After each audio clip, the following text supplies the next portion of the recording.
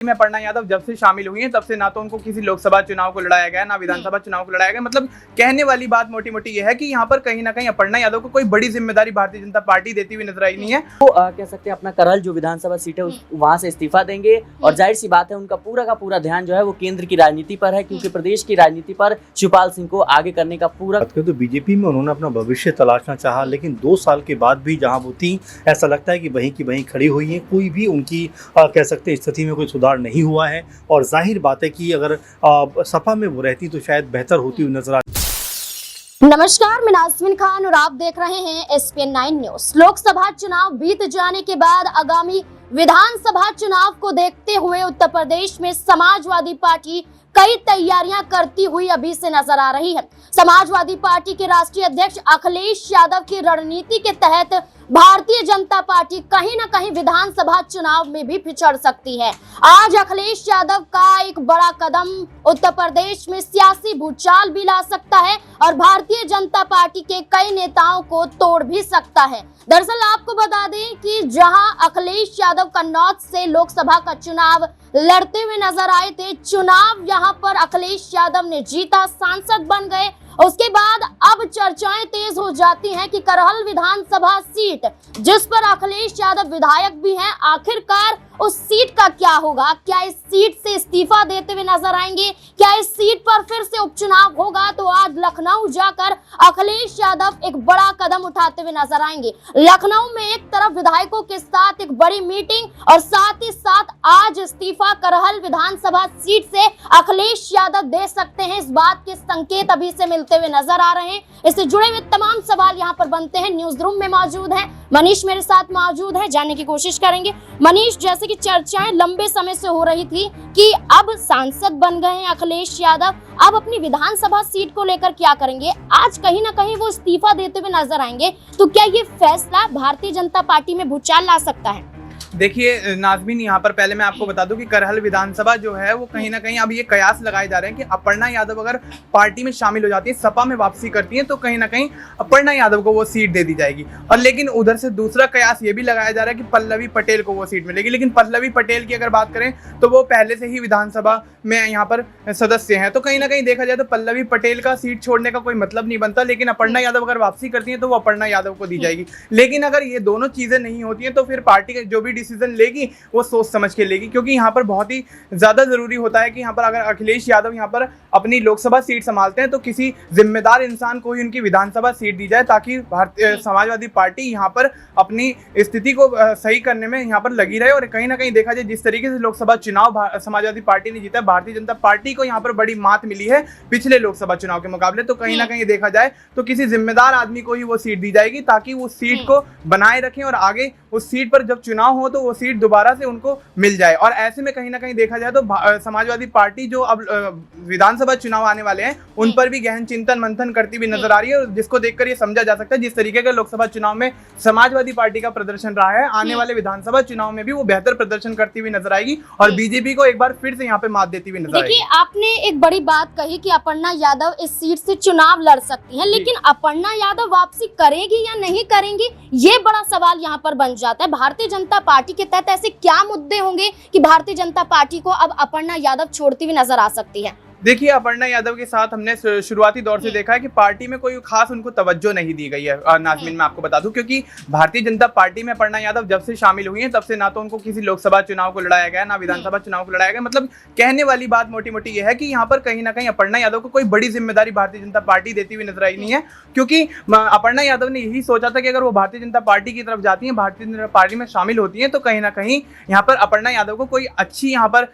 स्थिति में यहाँ पर कोई ना कोई अच्छा पद दिया जाएगा, बड़ा पद दिया जाएगा। लेकिन यहाँ पर स्थिति उलट हो गई है, तो उसको देखते हुए ही कहीं ना कहीं अपर्णा यादव की वापसी की उम्मीद यहाँ पर जताई जा रही है सपा में, क्योंकि शिवपाल यादव भी ये बयान दे चुके हैं कि अपर्णा यादव की वापसी हो सकती है, और वापसी होती है तो अपर्णा यादव को बड़ी जिम्मेदारी समाजवादी पार्टी देती हुई नजर आएगी। देखिए, बिल्कुल, क्योंकि शिवपाल यादव ने खुद ही यहाँ पर दावा किया था कि अपर्णा यादव में अभी भी यहाँ पर संस्कार बाकी हैं, और उसी संस्कार के तहत अगर हम चाहें तो अपर्णा यादव वापसी करती है तो बड़ी जिम्मेदारियों से नवाजा जाएगा। लेकिन अपर्णा यादव अभी इस पर फैसला लेती हुई नजर नहीं आई है, तो वहीं दूसरी तरफ भारतीय जनता पार्टी जिस तरीके से पिछड़ते हुए उत्तर प्रदेश में देखी गई है, उसके बाद चर्चाएं और भी ज्यादा तेज हो गई हैं। लेकिन शिवपाल यादव जहां अपर्णा यादव पर एक बड़ा बयान देते हैं, तो वहीं दूसरी तरफ शिवपाल पर भी ये कहा जा रहा है कि क्या उन्हें सपा की तरफ से बड़ी जिम्मेदारियां दी जा सकती हैं। बदायूं लोकसभा सीट से चुनाव लड़ने से इनकार खुद करते हुए नजर आए, उसके बाद अपने ही बेटे को चुनावी मैदान में उतारा और बदायूं से वो जीत भी जाते हैं।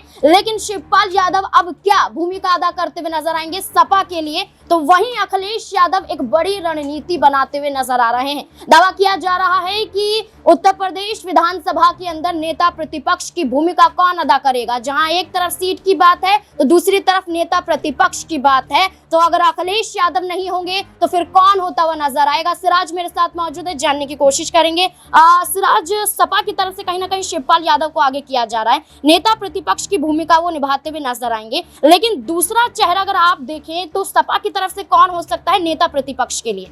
जी देखिए, मुझे लगता है अभी जो परिस्थितियां बनी है इसके हिसाब से देखा जाए तो अभी शिवपाल सिंह यादव ही जो है सबसे आगे आते हैं। और जाहिर सी बात है, इस बार की जो परिस्थितियां हैं समाजवादी पार्टी के लिए, पूरे के पूरे इंडिया गठबंधन के लिए, तो भारतीय जनता पार्टी ने अकेले अपने दम पर बहुमत का आंकड़ा जो है वो पार नहीं किया है। तो कहीं ना कहीं इंडिया गठबंधन के जो तमाम दल हैं तो वो इस आस में बैठे हैं कि जिस तरीके से नीतीश कुमार या चंद्रबाबू नायडू कहीं ना कहीं उनकी आखिरी उम्मीद है और आने वाले समय में पलटी भी मार सकते हैं। तो जाहिर सी बात है, अखिलेश यादव इस बात को बखूबी समझते हैं कि आने वाले समय में अगर सरकार जो है गिरती है एनडीए की, तो इंडिया गठबंधन की सरकार बनेगी।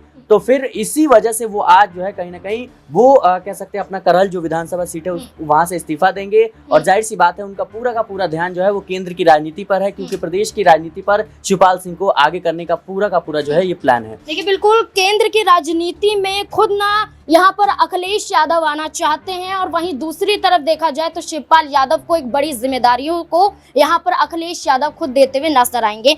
लेकिन यहाँ पर चर्चा ये होती हुई नजर आ रही है कि अखिलेश यादव ने कई मौके अपर्णा यादव को भी दिए थे। 2017 में लखनऊ कैंट से चुनाव लड़ने के लिए खुद सपा ने अपर्णा यादव को उतारा था, लेकिन अपर्णा यादव वहां से चुनाव नहीं जीत पाती है। लेकिन 2022 में भी यहाँ पर कैंट सीट ऑफर की गई थी, लेकिन उससे पहले अपर्णा यादव का सपा का छोड़ देना, कहीं ना कहीं कहा जा रहा है कि इसमें भारतीय जनता पार्टी की भी गलती नहीं है, बल्कि अपर्णा यादव की गलती है, जो खुद के ही परिवार को कहीं ना कहीं नुकसान पहुंचाती हुई नजर आ रही है। यहाँ पर तनुज मेरे साथ मौजूद है, जानने की कोशिश करेंगे कि अपर्णा यादव की अपनी इस गलती को सुधारती हुई नजर आ सकती है। क्या लगता है तनुज, जैसे कि चर्चा चल रही थी कि सपा ने तो साथ दिया लेकिन अपर्णा यादव ने उस साथ को निभाया नहीं, भारतीय जनता पार्टी में जाती है लेकिन कोई भी बड़े काम करती नजर नहीं आती, राज्यसभा में जिम्मेदारियां उन्हें नहीं दी जाती, लोकसभा में नहीं दी जाती। अब ऐसे में विधानसभा चुनाव आते आते क्या अपर्णा यादव को गलती का एहसास होता हुआ नजर आएगा?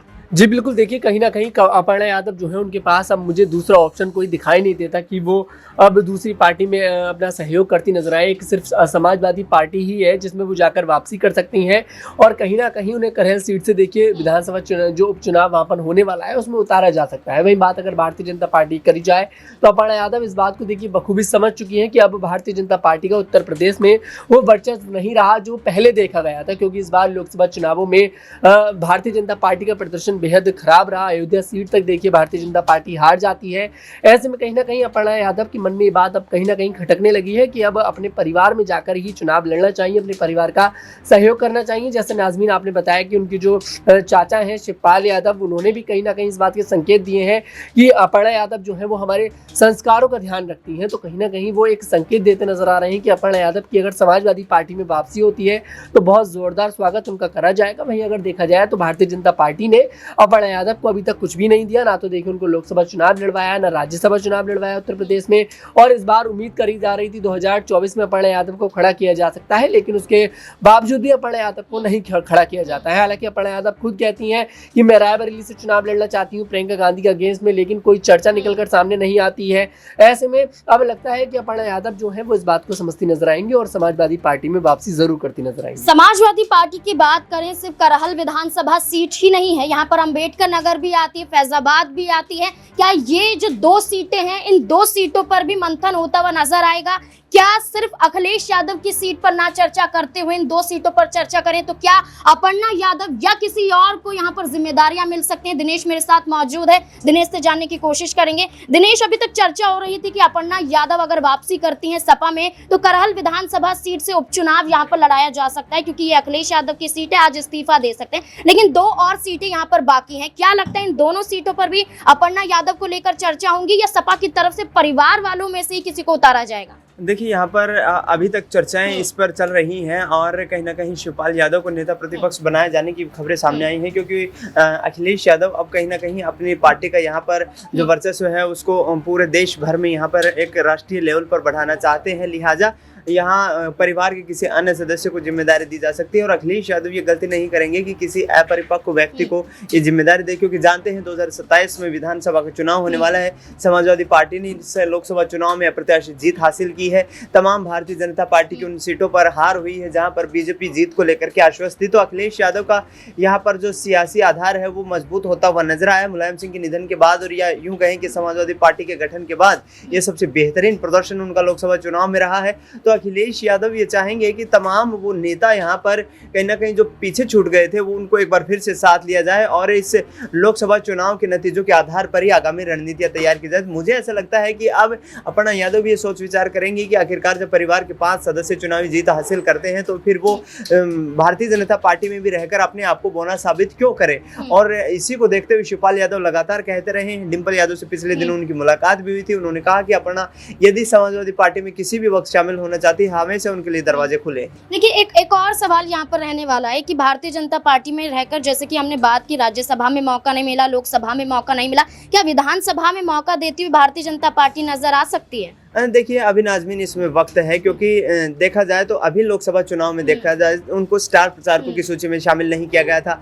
2 सीटों पर उन्होंने चुनाव लड़ने की इच्छा प्रकट की थी, रायबरेली सीट और इसके साथ साथ कैसरगंज सीट। तो वहां पर भी बीजेपी की तरफ से कोई पॉजिटिव रिस्पॉन्स देखने को नहीं मिला। तो ये कह सकते हैं कि अपर्णा यादव को लेकर बीजेपी हाईकमान या उत्तर प्रदेश संगठन जो है वो कुछ खास यहाँ पर एक्टिव नहीं है और कहीं ना कहीं एक सामान्य कार्यकर्ता के तौर पर उनके साथ जो है व्यवहार किया जा रहा है। अब अपर्णा यादव को ये समझना है कि आखिरकार नेताजी का निधन हो गया है, उस निधन के बाद वो जिस तरीके से भारतीय जनता पार्टी में शामिल हुई थी, लेकिन उम्मीदों के अनुरूप बीजेपी से उनको रिस्पांस नहीं मिल पाया। तो ऐसे में फिर से समाजवादी पार्टी में शामिल होने पर वो विचार कर सकती है। बिल्कुल, यहाँ पर भारतीय जनता पार्टी ने यहाँ पर अपर्णा यादव को लेकर कोई विचार नहीं किया। यहाँ पर भारतीय जनता पार्टी हर बार अपर्णा यादव को दरकिनार करती हुई नजर आई, लेकिन यहीं पर वही सवाल बनते हुए नजर आते हैं और ऐसे में सवालों के साथ देखा जाए तो कई मौके अब यहाँ पर बनते हैं कि अपर्णा यादव को समाजवादी पार्टी देती हुई तो नजर आ रही है, लेकिन समाजवादी पार्टी के उन मौकों को क्या अपर्णा यादव स्वीकार करना चाहती है?